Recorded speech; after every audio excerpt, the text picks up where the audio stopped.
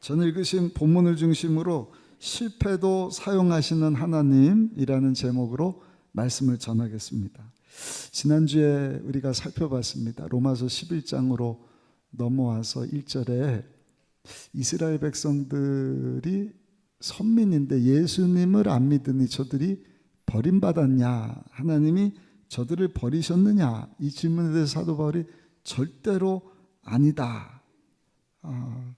나 같은 자가 남은 자가 되어서 복음을 전하게 하셨다. 사도 바울도 유대인이거든요. 그리고 유대인이었던 사도 바울이 예수님을 믿고 예수님을 전하게 하시는데 희한하게 이방 사람들이 예수를 믿어요. 이방 사람들이 믿는 것을 보고는 유대인들이 시기심을 가지고 또 예수님을 믿게 하신다. 이게 하나님의 구원의 역사하심이죠. 오늘 본문 11절에도 그 내용을 말씀하고 있어요. 우리 11절 같이 한번 읽어보시겠습니다. 그러므로 내가 말하노니 그들이 넘어지기까지 실족하였느냐? 그럴 수 없느니라. 그들이 넘어짐으로 구원이 이방인에게 이르러 이스라엘로 시기나게 함이니라. 아멘. 여기 실족하게 하는 것과 넘어진다는 것은 뜻이 다릅니다. 실족한다는 것은 흔들리는 것이에요. 잠깐 삐끗하고 넘어질 듯 말 듯, 그러나 완전히 넘어지는 것이 아니라 다시 서는. 그러니까 하나님이 저들을 넘어지게 했다는 것은 완전히 소망 없음입니다. 멸망이죠. 그러나 멸망처럼 넘어지는 것처럼 보이지만 저들이 완전히 넘어진 것이 아니라 실족하게 하심으로 결국에는 우리 이방 사람들에게 큰 유익을 가져다 주셨다. 왜? 저들은 예수님을 믿지는 않았지만 저들에게서 난 복음 전하는 사도 바울 같은 자들을 통해서 이방 사람들이 예수님을 영접하고 저들이 또 복음을 전하고 또 그러면서 유대인들도 시기해서 복음을 듣고 예수를 믿게 하시는 이러한 일들. 12절에 보니까 이에 대해서 12절 뭐라고 말씀을 하죠? 그들의 넘어짐이 세상의 풍성함이 되며 그들의 실패가 이방인의 풍성함이 되거든 하물며 그들의 충만하리요. 나중에 가서는 이방 사람들뿐만 아니라 저 안 믿을 것 같은 버림받은 것 같은 유대인들도 다 예수님을 믿게 될 것이다. 로마서를 시작하면서 로마서는 복음의 핵심이다. 로마서 1장부터 8장까지가 예수 그리스도의 복음이 무엇인가를 설명해 주는 내용이고, 그리고 12장부터 16장까지가 그 복음을 알게 되었으니 어떻게 살 것인가, 그리고 9장, 10장, 11절이 약간 난해한데 1장부터 8장까지의 보충 설명입니다. 난해한 것을 풀어서 설명을 해주는, 특별히 저 유대인들 선민인데 구원받지 못했느냐에 대한 질문에 대해서 사도 바울이 아주 중요한 내용들을 말씀을 해주는데, 저는 그 한 주 전에 저 이스라엘 지역에서 이스라엘과 하마스 그 블레셋 사람들이 이렇게 전쟁하는 것을 보면서 이 말씀이 더 그냥 확 와닿는 거예요. 야, 어떻게 이때 우리가 로마서를 살펴보고 있지? 그리고 저 유대인들 저 우여곡절 끝에 1948년 나라로 인정받고, 그럼에도 불구하고 계속해서 저 가자 지구는 블레셋인데, 블레셋이라고 하는 단어가 근래에 나온 것이 아니라 구약 성경에 나오거든요. 그러니까 10년, 20년 전쟁이 아니라 지금 수천 년 된 역사입니다. 이 본문 말씀이 참 은혜가 되는 것입니다. 버림받았냐? 그렇지 않다. 하나님의 그 구원의 역사하심은 남은 자들을 통하여서 계속 복음이 전해지게 하는 것이고, 또 시기에서 유대인들이 결국에는 다 예수 믿는 자리로, 그래서 하나님의 구원의 역사하심은 선민만을 위한 것이 아니라 이방인을 포함한 모든 사람들을 위한 것이다. 할렐루야. 첫 번째, 기독교의 뿌리 되는 이스라엘에 대해서 생각해 보기를 원하는데, 사랑하는 성도 여러분, 우리 예수님은요 실패자가 아니라 성공자이신 줄로 믿습니다. 왜? 십자가에서 예수님이 아니시면, 예수님은 하나님이신데 삼위일체 하나님이 신비한 이유는 우리의 구원이 신비하기 때문이다. 그래서 제가 교구 가서 설명을 해드려요. 한 하나님이신데 하나님도 하나님, 예수님도 하나님, 성령님도 하나님. 근데 성부 하나님과 성자 하나님은 다르다. 성자 하나님과 성령 하나님도 다르다. 성령 하나님과 성부 하나님도 다르다. 이게 무슨 말인가? 한 하나님이신데 성부 하나님, 성자, 성령 하나님이 태초에 하나님의 구원의 일을 이루시려고 우리를 만드셨어요. 그래서 단수가 아닌 우리가, 성부, 성자, 성령 하나님께서 우리의 모양과 형상 따라 사람을 만들자. 근데 죄가 들어오고 하나님과의 관계가 깨졌어요. 제사로도 율법으로도 안 되는 이 구원의 일을 하나님께서 이루시려고 성자 예수님을 우리에게 보내주십니다. 근데 그 예수님이 하나님이신데 성부 하나님과 동등됨을 취하지 아니하시고 우리 가운데 사람이 되어 오셨어요. 그래야 사람을 대신해서 죄의 문제를 해결해 주실 수 있기 때문에. 그리고 아까 우리가 나눈 것처럼 십자가에서 우리의 힘으로 공로로 해결할 수 없는 죄와 의로움의 문제를 다 담당해 주셨잖아요. 희생 제물이 되사 영원한 속죄 제사를 드려주심으로 죄가 없으신데 하나님 앞에 속죄 제물이 되어 주심으로 과거, 현재, 미래 저 여러분들의 모든 죄가 예수님을 믿기만 하면, 행위나 노력이나 힘쓰고 애써서가 아니라 그냥 예수님을 믿기만 하면 우리의 죄가 예수님께 전가되고 예수님의 의로움이 우리에게 확 임하게 되었다. 그것을 다 이루어 주신 거예요.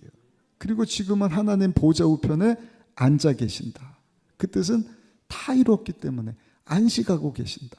마치 6일 동안 말씀으로 천지를 창조하셔서 7일째 안식하는 것처럼. 그리고 승천하시면서 예수님이 보혜사 성령을 보내주실 것이다. 성령 받아야 된다. 왜? 예수님은 사람과 똑같기 때문에 하나님이시지만 완전하신 사람으로 오셔서 우리처럼 여기 있으면 부산에 가실 수가 없어요. 대구에 가실 수가 없어요. 제주도에 가실 수가 없어요. 그러나 성령으로 오시면 어디든지 가실 수가 있잖아요. 그래서 내가 하늘로 올라가는 것이 너에게 유익이다. 보혜사, 돕는 파라클레토스, 예수님과 똑같으신 성령 하나님을 보내주실 것이다. 그리고 올라가신 거예요. 그리고 성령 하나님이 오셔서 하시는 일은 예수님께서 하셨던 그 일을 하시는 것입니다.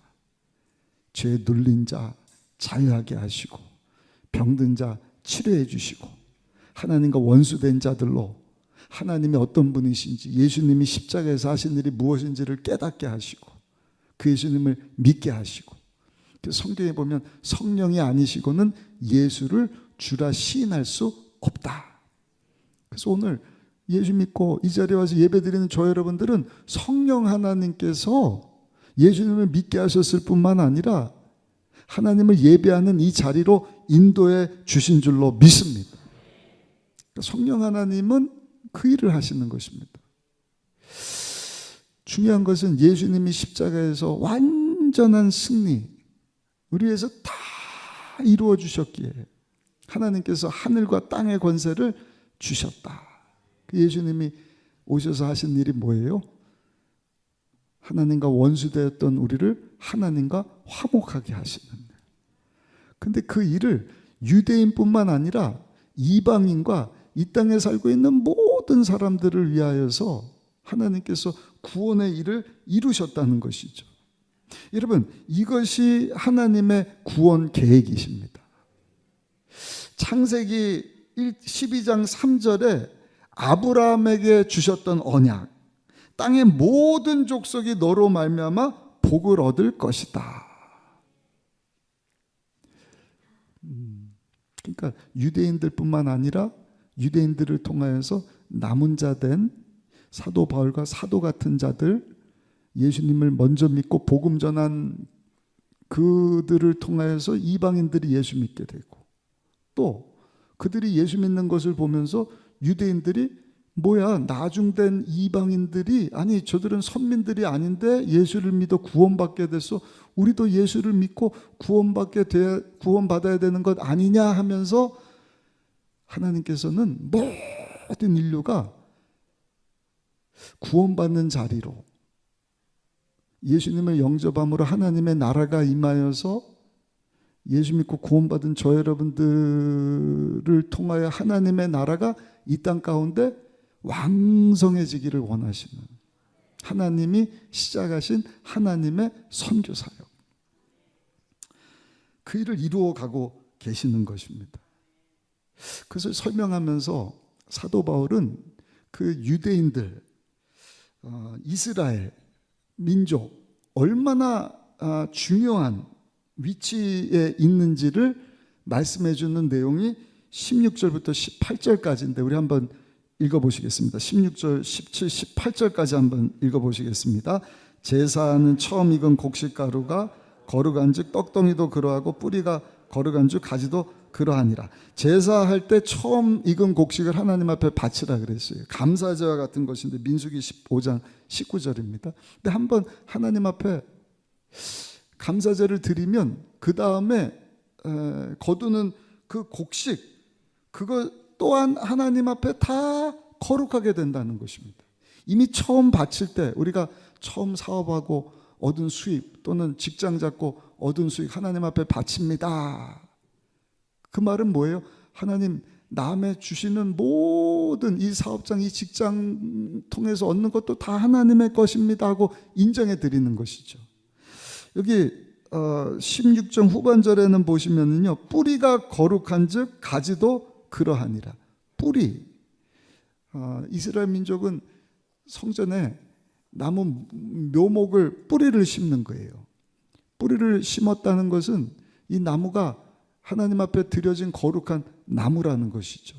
그럼 이 나무가 하나님 앞에 자라나서 이제는 가지를 칩니다. 꽃을 피웁니다. 열매를 맺습니다. 근데 이미 그 뿌리가, 묘목이 하나님께 드려진 것이기 때문에 그 나무 가지 통해서 생겨나는 ip사귀도 꽃들도 열매들도 다 거룩한 것이다. 그러면서 또 한 가지 예를 들죠. 16절, 17절, 18절도 한번 읽어보겠습니다. 또 한 가지, 얼마가 꺾이었는데 돌감람 나무인 내가 그들 중에 젖붙임이 되어 참감람 나무 뿌리의 진액을 함께 받는 자가 되었은즉 그 가지들을 향하여 자랑하지 말라. 자랑할지라도 내 뿌리를 보존하는 것이 아니요 뿌리가 너를 보존하는 것이니라. 아멘. 돌감람 나무와 참감람 나무의 비유입니다. 참감람 나무는 이스라엘이고 돌감람 나무는 이스라엘 외 이방 사람들이죠. 저 여러분들입니다. 근데 참감람 나무인 이스라엘이 예수님을 안 믿으니까 하나님께서 하신 일이 뭔가, 이 참감람 나무에 붙어있던 가지들을 잘라서 잘라버리시고 돌감람 나무의 가지들이 지옥 땔감될 자들인데, 하나님의 은혜죠. 이들 이방인들이 예수님을 믿음으로 그 돌감람 나무에 가지되었던 자들로 이 떨어져 나간 원감람나무에 접붙여 열매를 맺게 하셨다. 이게 사실은 그 원해법하고는 좀 다르다 그래요. 원해법은요, 돌감람 나무에 좋은 나무 열매 맺는 가지를 붙이는 거예요. 그래서 여기서 진액을 받아서 좋은 열매를 맺게 하는. 근데 사도 바울은 지금 원해법을 우리에게 가르쳐 주는 것이 아니라 무엇을 얘기하느냐? 돌감나무같이 형편없는 이방인인 우리가 참나무같이 대단한 예수님이시죠. 이 예수님에게 첩붙임 바 되었다. 이유는 뭐예요? 원 감람나무에 붙어있던 이스라엘 민족이 예수님을 안 믿고 거부하고 완악하니까 하나님이 잘라버리셨기 때문이라는 거예요. 그래서 잘라져 나간 그 위치에 우리가 접붙임을 받게 되었다. 큰 여러분, 그런 의미에서 우리 이스라엘 민족이 우리에게 얼마나 고마운 존재냐 하는 것을 오늘 성경이 말씀을 하고 있는 것입니다. 두 번째입니다. 저 여러분들은요, 이 말씀을 통하여서 우리 신앙의 뿌리를 기억해야 할 줄로 믿습니다. 먼저는 이방인들로서 저 이스라엘 민족 남의 나라 일로 생각하지 마시고, 그리고 특별히 신문이나 언론에서 나는 그냥 역사적인 세상적인 관점으로 말하는 그런 것으로 끝이지 마시고 하나님의 관점을 가지고 하나님의 통찰력을 가지고 지금 하나님께서 어떤 일들을 이루어가고 계시는가를 함께 봤으면 좋겠어요. 할렐루야.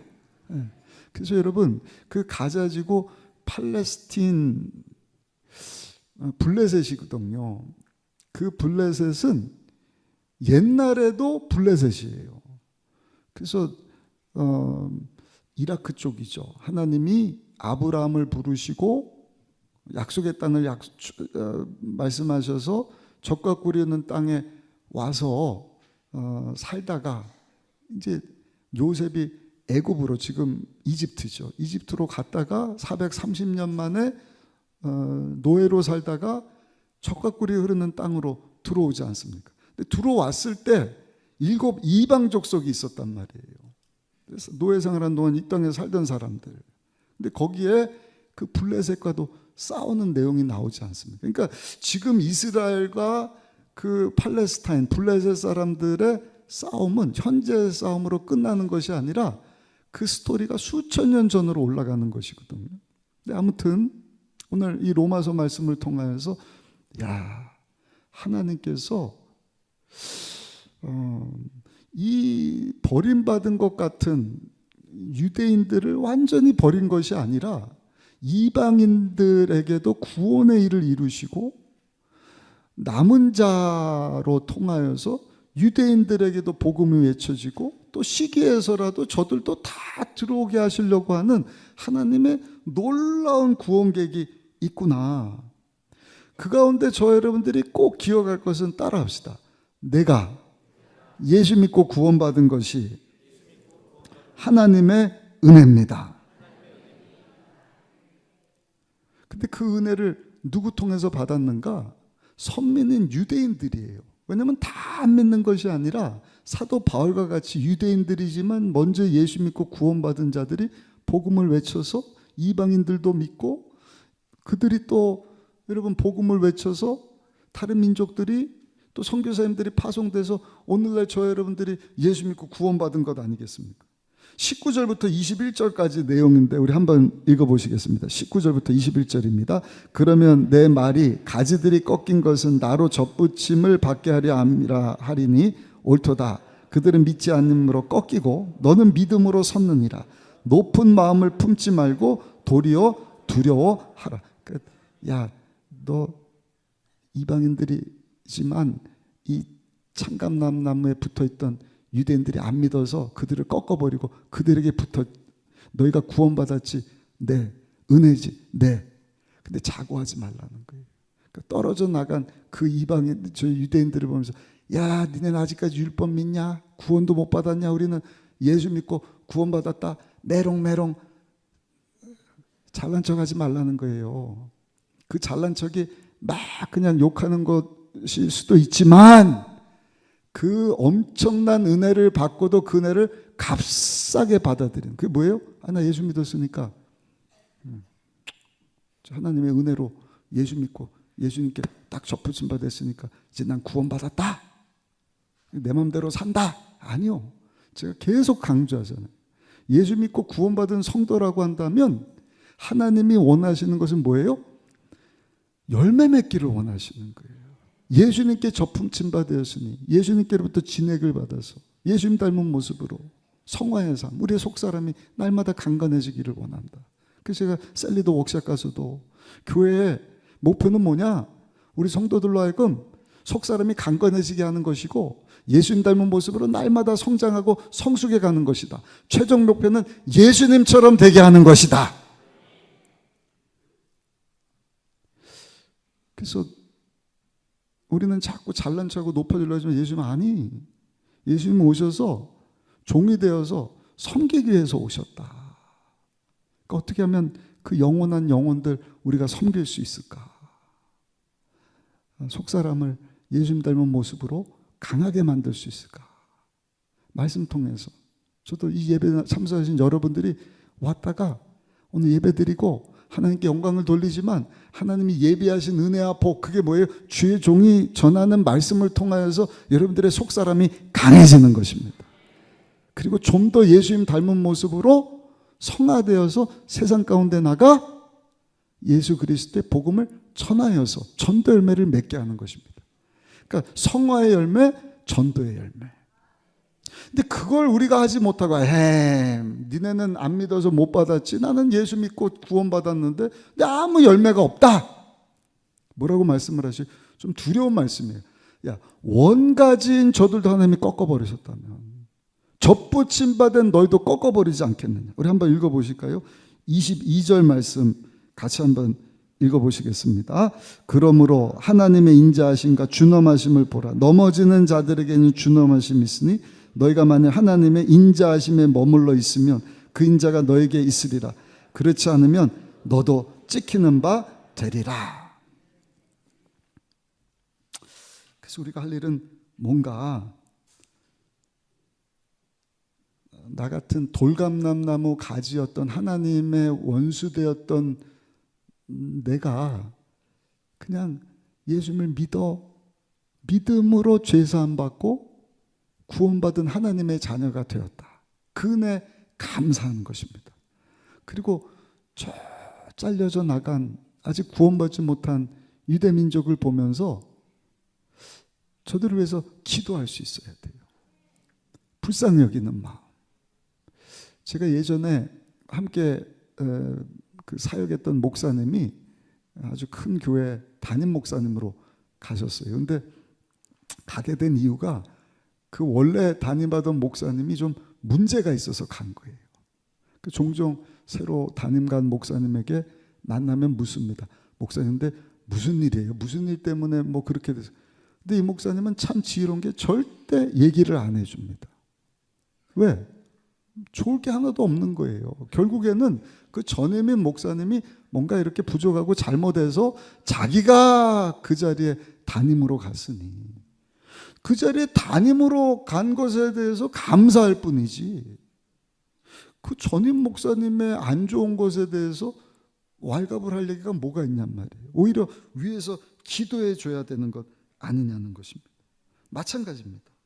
여러분, 우리에게 복음을 전해준 저들 때문에 우리가 구원을 받게 되었는데 저들이 아직 예수님을 믿지 않고 있다 한다면 우리가 저들을 위해서 기도해 줘야 될 것 아니겠습니까? 그리고 여러분들에게 복음을 전해준 분들 말씀 준비하면서 저도 생각나기를, 저는 어렸을 때 이제 부모님 목회하던 교회에서 신앙생활 잘하고 부흥회를 그때는 참 많이 했습니다. 하여튼 부흥회 얼마나 뜨거운지, 주일인지 수예배인지 부흥회인지 가면 막 뜨거워요. 그 막 와서 제 삶을 드립니다 그러고 막 그냥 몇 번 드린지 몰라요. 뭐 아프리카로 가겠습니다도 한 것 같아요. 제 생각에 하여튼 제 삶을 드립니다. 그때 이제 미국에 이민을 갔는데 이민교회에 우리 집사님 한 분이 참 한국 사람이지만 미군인데 얼마나, 그 당시 제가 중학생이었는데 사랑으로 섬겨주고 언어가 안 되니까 학교 데려다주고 이것저것 다 해주고, 그래서 그때 아하, 예수 믿는 성도의 삶은 이런 것이구나. 지금 이제 그분이 전역하셔서 신학하고 목사 안수 받고 샌프란시스코에서 목회하고 계신 한번 우리에게 초청하면 좋겠다 이런 생각을 가져봅니다. 그런 분들 때문에 우리가 예수 믿고 구원받은 것 아닙니까? 부모님들 때문에. 여러분들 뭐 친구일 수 있고 학교 선생님일 수 있고 직장 동료일 수 있고 또는 함께 지금 예배드리고 있는 성도 중에 누군가가 예수 그리스도의 복음을 전해줘서 저 여러분들이 예수 믿고 구원받은 것 아닙니까?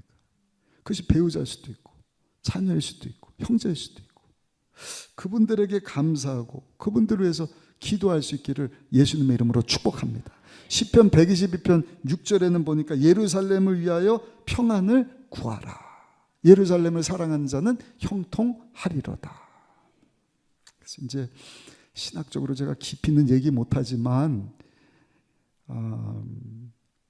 이 세대주의 신학, 우리 교단도 세대주의 신학을 가지고 있습니다. 그 종말론과 관련해서는. 근데 이제 극단주의 세대주의는 하여튼 예루살렘이 회복이 되면 지금 거기 가면 그 솔로몬이 지었던 성전이 무너지고 그 후에 이제 포로로 갔다가 70년 만에 돌아온 이스라엘 민족이 수룹바벨 통하여서 재건이 되고 한 번 더 사울 왕 때 또 세워지는데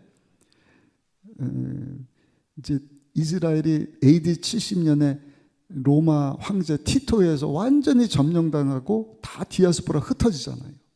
그리고 그 남은 지역을 뭐라고 이름 질까 그러다가 그 블레셋의 영어로 팔레스틴이거든요. 그러니까 팔레스타인이다. 거기에 다 팔레스타인 지역이 됐거든요. 그리고 뭐 1차 전쟁, 1차 세계대전, 2차 세계대전 이렇게 지나면서 오늘날 그 팔레스타인 지역에 그 지난주 말씀드린 그 영국 선언 때문에 이스라엘이 됐는데 이스라엘이 이스라엘 된 이유도 1948년도에 나라 이름을 뭐라고 짓지 했을 때 하나님께서 아브라함에게 약속하시고 이삭, 야곱을 복주시겠다. 그러면서 야곱의 이름을 이스라엘로 바꾸셨거든요. 그러니까 그 이스라엘이 우리나라다 이렇게 되는 것입니다. 그래서 저들은 지금도 근데 그 이후에 이제 오스만 제국 트리키예죠.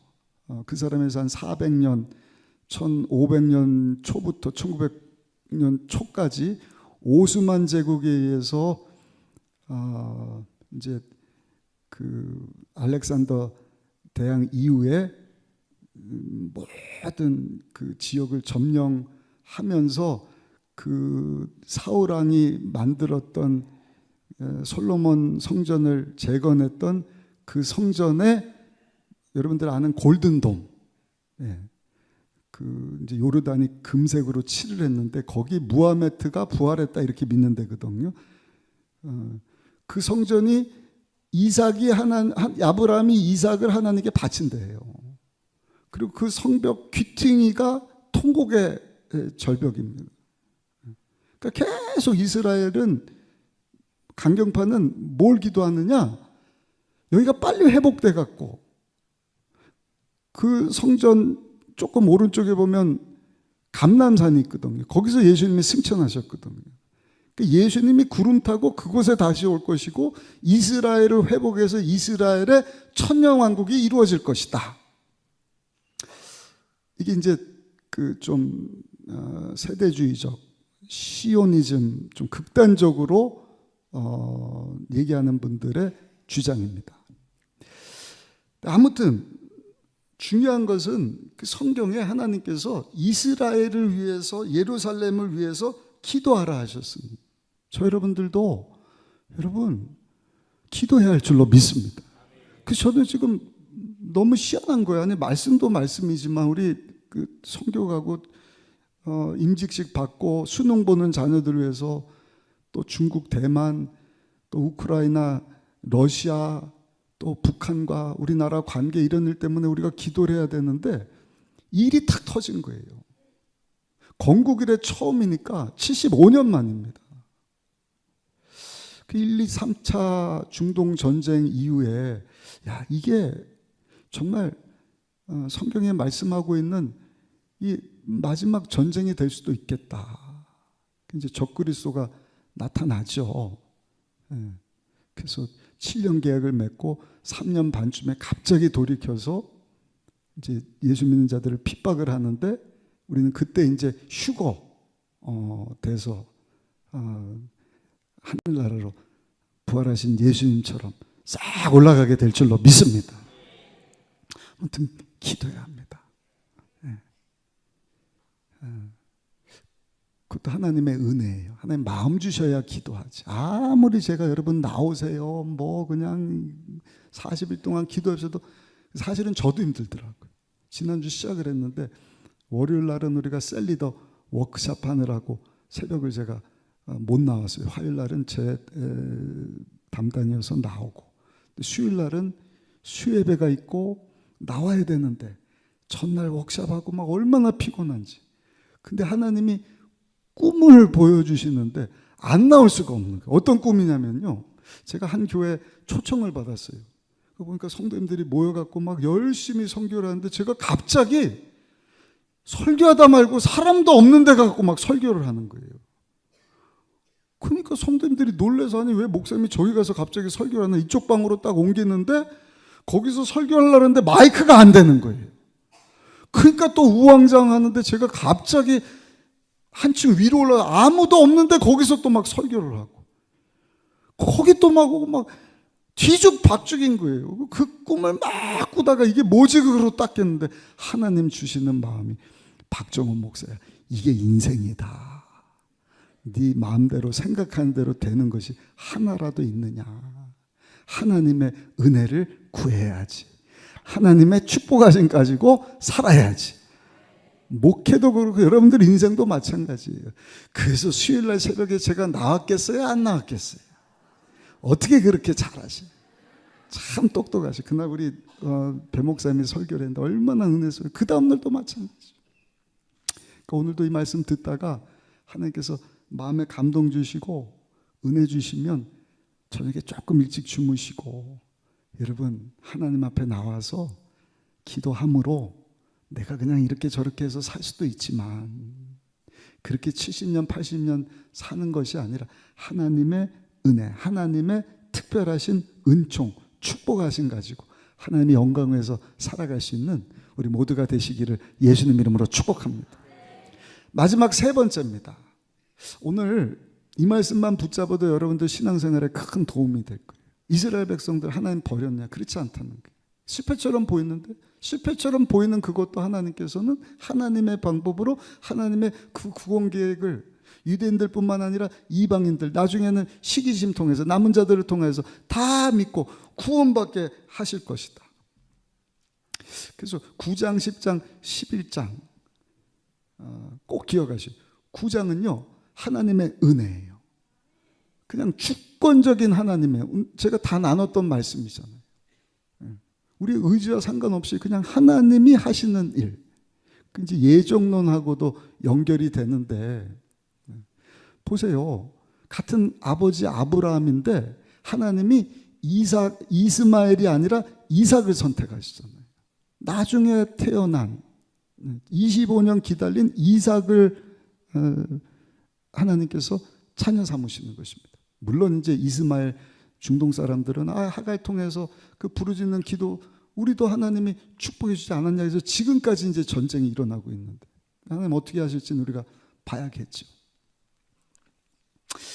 그 다음에 같은 엄마에게서 난 쌍둥이 에서와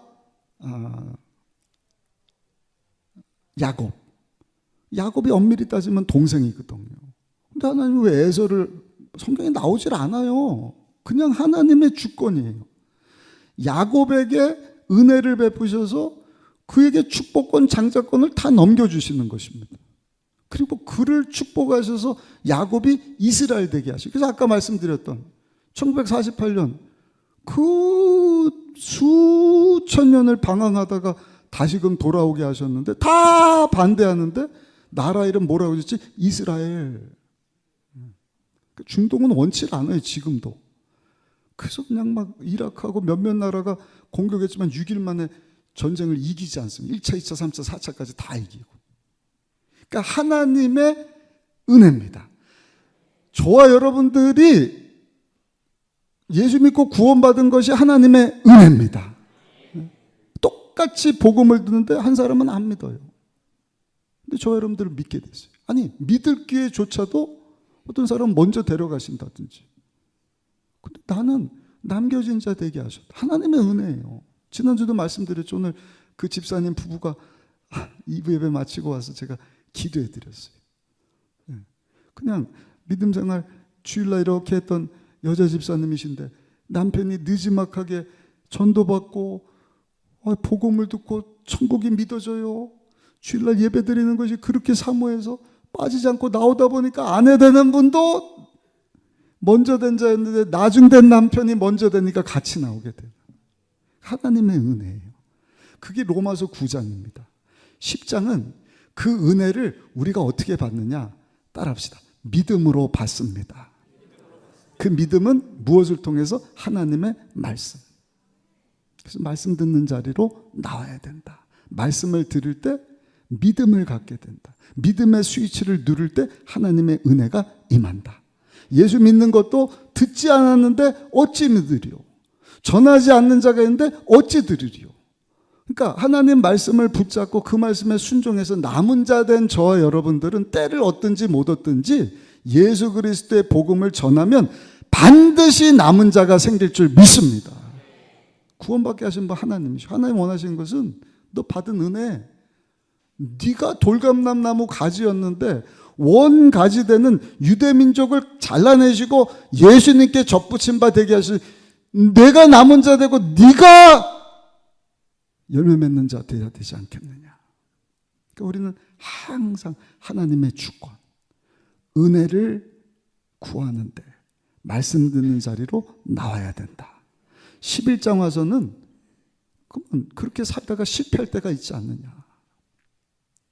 계속 지난주 오는주 주시는 말씀이에요. 실패도 선용하시는 하나님. 어떻게 해요? 우리 생각으로는 이해가 안 돼요. 실패한 거 아니야? 버린 거 아니야? 근데 사도 바울이 두 가지 예를 들어. 날 봐. 나는 폭행자요, 비방자요, 죄인 중에 괴수요. 예수 믿는 자들을 붙잡아다가 무슨 율법 아닌 예수 믿는 믿음 가지고 구원받는 자냐? 감옥에 집어 죽이기까지 했던 자인데 내가 변하니까 내가 그 복음을 전하는 자 되게 하죠. 나로 이방인들에게 복음을 전하는 자 되게 하시지 않았냐. 그러니까 하나님이 실패하신 것이 아니라 하나님의 그 놀라운 구원에 섭리하신 가운데 이 일을 이루어가고 계신다. 그러니까 엘리야 선지자 때 엘리야가 이세벨과 바알시 섬기는 이방 선지자들 850명 지송강가에서 다 죽이고 이세벨 왕이 죽이겠다니까 하룻길 들어가는 광야 로뎀나무 밑에서 날 죽여주세요. 하나님 이게 뭡니까? 저 혼자서 어떻게 싸웁니까? 근데 하나님 뭐라 그래? 야, 너 몰라서 그렇지. 바알에게 무릎 꿇지 않은 7,000명이 준비됐어. 그러니까 실패처럼 보이지만 우리가 몰라서 그렇지 하나님은요 신묘막측한 방법으로 하나님의 구원의 일을 이루어가고 계신다. 23절 24절 말씀 같이 한번 읽어보겠습니다. 그들도 믿지 않는데 머무르지 아니하면 접붙임을 받으리니 무슨 뜻입니까? 믿지 아니하는데 머무르지 않으면 믿게 된다면 지금은 완악해서 믿지 않는 자들이 있지만 믿지 않는 그 자리에 머무르지 않고 저들이 믿게 되면 어떻게 된다고요? 이는 그들을 접붙이실 능력이 하나님께 있습니다. 하나님의 은혜입니다. 24절 내가 원 돌감람나무에서 찢기심을 받고 본성을 거슬러 좋은 감람나무에 접붙임을 받았으니 원 가진 이 사람들이야 얼마나 더 자기 감람나무에 접붙이심을 받으랴. 우리도 돌감람나무 가졌다가 예수님께 탁 붙어 있는데 완악한 저들이 떨어져 있는 채로 안 믿는 것이 아니라 하나님의 때에 저들이 믿게 되면 원 가진 자들이 원 감람나무에 얼마나 잘 붙어 있겠느냐. 이게 두렵고 떨리는 일인 거예요. 그러면서 25절, 우리 25절도 한번 읽어보시겠습니다. 형제들아, 같이 크게 한번 25절 읽어보실까요? 성경책 한번 펴시고 크게 한번 읽습니다. 시작. 형제들아 너희가 스스로 지혜 있다 하면서 이 신비를 너희가 모르기를 내가 원하지 아니하노니 이 신비는 이방인의 충만한 수가 들어오기까지 이스라엘의 덜어는 우둔하게 된 것이라. 이방인의 충만한 수, 그것 또한 하나님만 아시는 거죠. 아무튼 하나님이 이방인들에게까지 복음을 해줘서 다 구원받기를 원하시. 그러면 유대인들도 예수 믿고 구원받게 하실 것이다. 이게 하나님이 실패처럼 보이는 것도 아름답게 하시는 일입니다. 하나님의 그 놀라운 구원의 역사하심, 현실로 돌아와서 이거 우리에게 적용한다면 실패도 이용하시는 하나님이신데 우리도 여러분 실패할 때가 있지 않습니까? 그 실패가 유익을 주는 것이 뭘까? 하나님의 아름다움을 보게 하는 것입니다. 하나님의 놀라운 구원 계획을 이루어 가듯이 하나님은요 우리의 실패를 통해서 하나님의 아름다움을 보게 하셔요. 아름다움을 언제 보느냐? 아름다움은요 항상 회개가 있고 사랑이 더해지면 아름다움이 생기는 거예요. 쉽게 말씀드리면 자기 성찰, 나는 부족해요. 생각해보니까 내 잘못이에요. 내가 실수한 것 같습니다. 자기 자신을 낮추고 자기의 잘못된 것을 고백할 때 사랑 또는 긍휼이 더해지는 것이죠. 아유 괜찮습니다. 그럴 수도 있죠. 아니요 저도 부족해. 우리 다 그런 것 아닙니까? 할 때 뭐가 드러나는 거예요? 아름다움. 얼마나 아름답습니까? 그 성도는요 항상 하나님의 은혜, 나 같은 죄인이 무엇이 간데 은혜 베푸셔서 내가 예수님에 대해서 듣게 되고 알게 되고 믿고 입으로 시인하여서 구원받게 돼. 하나님의 은혜구나. 그 하나님의 은혜를 깨닫고 하나님 앞에 나오면서 하나님께서 원하시는 것은 뭐예요? 우리의 성찰입니다. 회개. 하나님, 그 놀라우신 하나님 앞에 내가 주인인 줄 알고 착각하면서 내 영광 위해서 살다 왔네요. 주여 나의 죄를 불쌍히 여겨주세요. 그럼 하나님의 사랑, 긍휼하심이 찾아옵니다. 하나님이 항상 그렇게 자기 죄를 자백하고 하나님 앞에 나오면 그는 미쁘시고 의로사 우리 죄를 사하시면 모든 불의에서 우리를 깨끗하게 하시느니라. 할렐루야. 그러니까 그 실패를 통하여서 하나님께서는요 그 실패를 아름다움을 이루려고 사용하시는 것입니다. 그러니까 모든 관계에서 그게 필요한 거예요. 부부 사이에서도 마찬가지. 제가 이제 결혼한 지 25년이 됐거든요. 우리 사모가 새가족 교육하느라고 못 올라온 것 같은데 우리 아내 손을 딱 붙잡고 여보 나한테 시집 올 때는 이런 손이 아니었는데 어쩌다가 내가 손에 물 안 묻힌다고 했는데 보니까 물을 너무 많이 묻혔구려. 거친 손이 됐는데 여보 미안해요. 그러면 우리 사모가 뭐 여보 괜찮아요. 너무 감사했고 다 하나님의 은혜예요. 이러면 아름다움이 될 텐데 제 얘기하면 안 되니까 한 30년 40년 50년 여보 손이 이렇게 거칠어. 내가 참 미안하오. 근데 아내가 갑자기 알긴 아는구먼 이래봐요. 거기에 무슨 아름다움이 있어요. 그는 관계가 그냥 깨지는 것 아니겠습니까? 자기 성찰하면서 괜찮아요. 다 하나님의 은혜고 내가 당신 같은 사람 만나서 난 행복했고 30년 40년 50년 당신하고 같이 살면서 나도 예수님 닮아가고 나도 아름다운 삶을 살고 있어야 그래야 아름다운 부부 천국 같은 가정이 되는 것 아닙니까? 교회에서도 마찬가지인 거예요. 교회에서 중요한 게 뭐냐? 반응입니다. 반응. 우리 셀리도 워크숍 때 한 얘기를 제가 다 공개를 하는데 에베소서에 보니까 예수 믿고 구원받은 자들은 따라합시다. 성령 하나님께서 하나 되게 하셨습니다. 이미 하나예요. 믿으십니까? 몸하고 비유하는 거예요.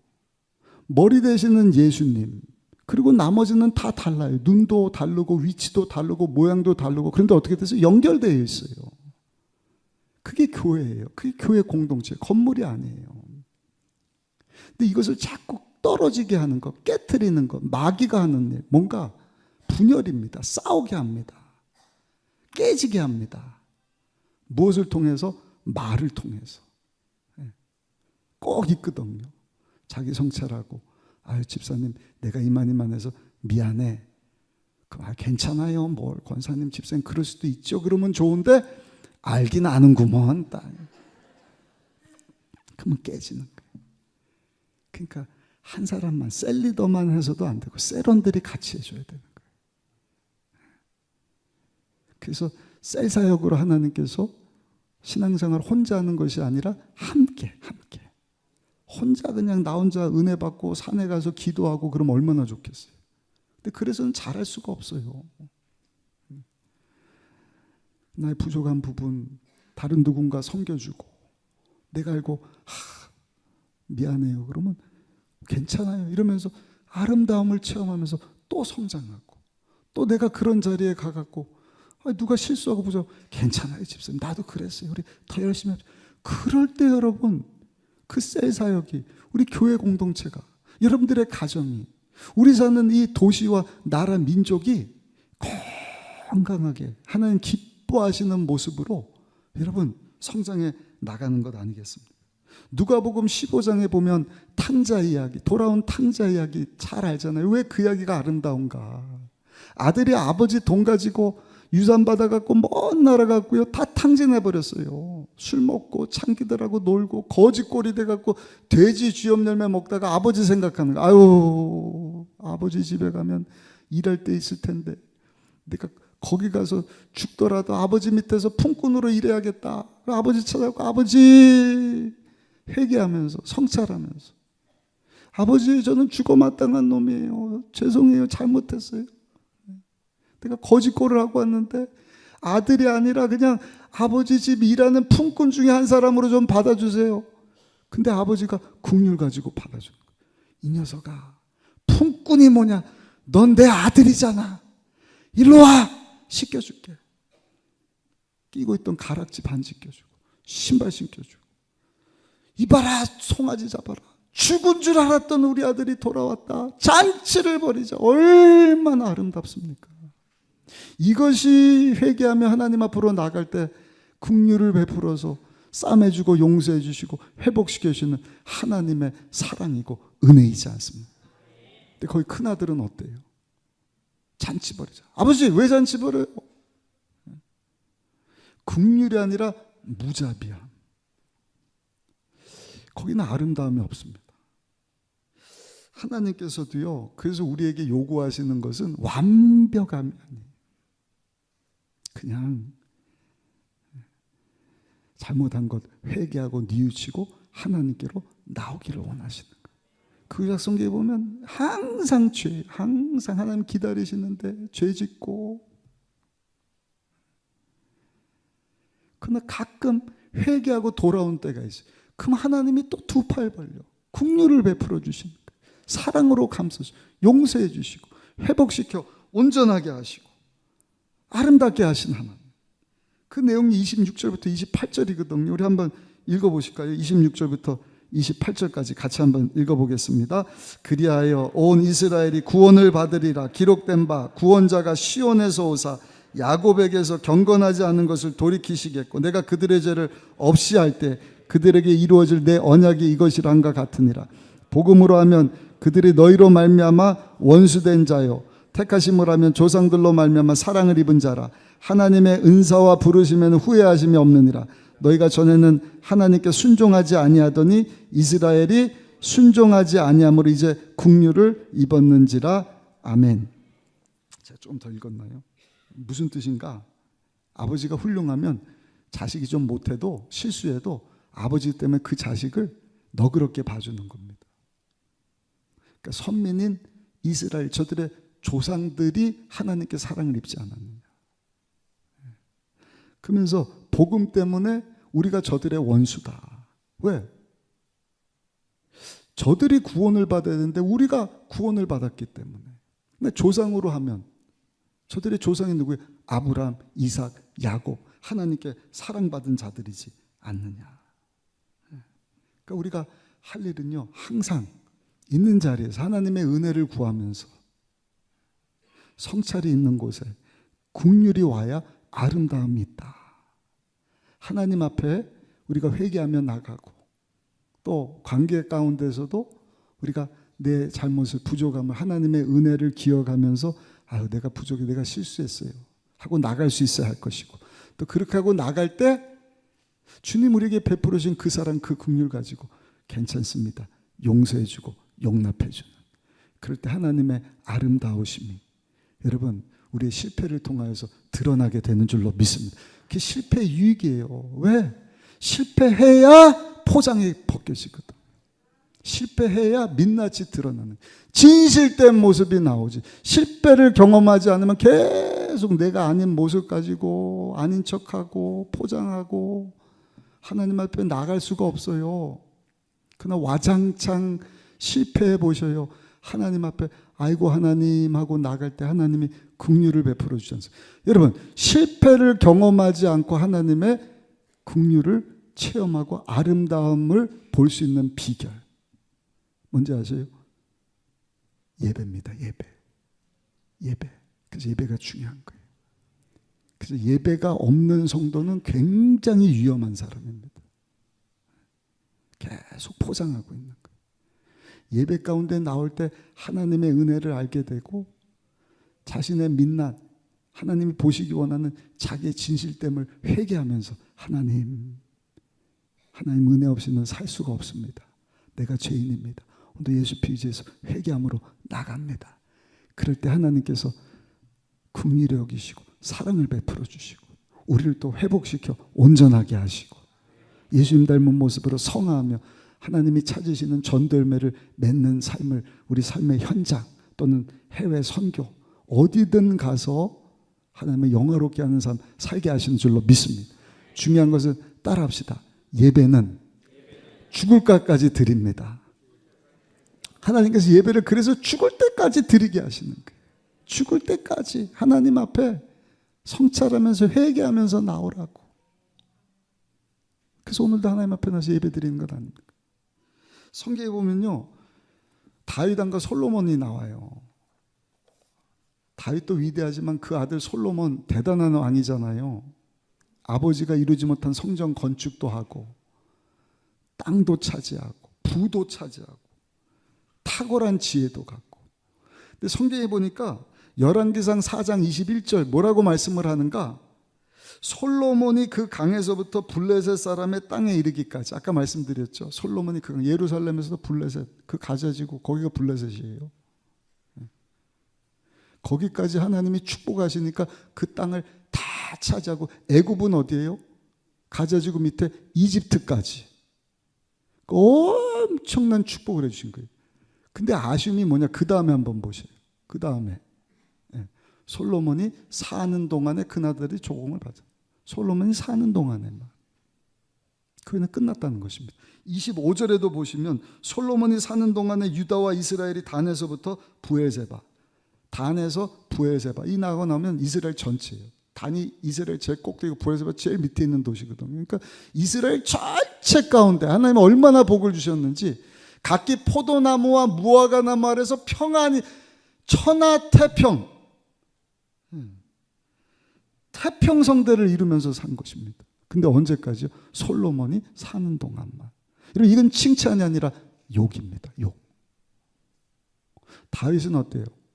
똑같은 왕이지만 다윗의 사는 동안에 고난이 많고 실패 많고 어려움이 많습니다. 그러나 그때마다 다윗이 한 일이 뭔가? 자기 성찰, 회개함으로 하나님 앞에 나갔을 때 하나님이 은혜를 베풀어 주셔요. 다윗을 품어주십니다. 사랑으로, 긍휼하심으로. 그럼 그 인생을 하나님 아름답게 하시죠. 그것을 모아갖고 다윗이 찬양을 합니다. 그래서 여러분, 그 아름다움이 다윗의 때에서 끝나는 것이 아니라 그 후손들을 통하여서도 찬양이 고백되는 거예요. 이스라엘을 상징하는 것이 다윗의 별이지 않습니까? 이스라엘 민족뿐만 아니라 오늘 예수 믿고 구원받은 저 여러분들 또한 그 하나님의 은혜를 찬양하고 있지 않습니까? 바라기는, 사랑하는 성도 여러분, 하나님의 은혜가 정말 한시적으로 여러분들 때에서 끝나는 인생이 아니라 예수님 오시는 그날까지, 오늘 말씀 기억하셔요. 하나님의 은혜, 믿음 통해서 말씀을 들을 때 은혜가 임한다. 쓰러지고 넘어질 때도 있다. 그러나 그 실패도 아름답게 하시는 하나님은 우리 삶의 현장 가운데서 내가 실패할 때마다 자기 성찰하고 회개하고 하나님 앞에 나오면 사랑을 다하여 아름답게 하신다. 아멘. 실패를 두려워하지 마십시오. 때로는 실패를 주시는 거예요. 나 자신을 보게 하는 것입니다. 그게 예배의 자리입니다. 오늘 예배의 자리에 오셔서 이 말씀을 듣는 저 여러분들, 또 하나님 앞에 하나님의 은혜를 내가 체험하고 알게 되었는데 그걸 가볍게 여기지 말게 하시고 하나님 앞에 늘 정말 겸손한 마음으로 나가게 하여 주옵소서. 주의 사랑 있게 하여 주옵소서. 그리고 그런 자들에게 주님 사랑 가지고 주의 긍휼 가지고 품어주게 하여 주옵소서. 이스라엘 민족에서 기도하는 것입니다. 함께 고난당하고 있는 팔레스타인 사람들 위해서도 기도하는 것입니다. 대한민국에서도 기도하고 북한을 위해서도 기도하고, 오늘도 그와 같은 모습을 하나님 앞에 기도할 때 하늘 문을 여시고 하나님 은혜 주실 줄 믿습니다. 모든 것을 아름답도록 하나님께서 역사해 주실 줄 믿습니다.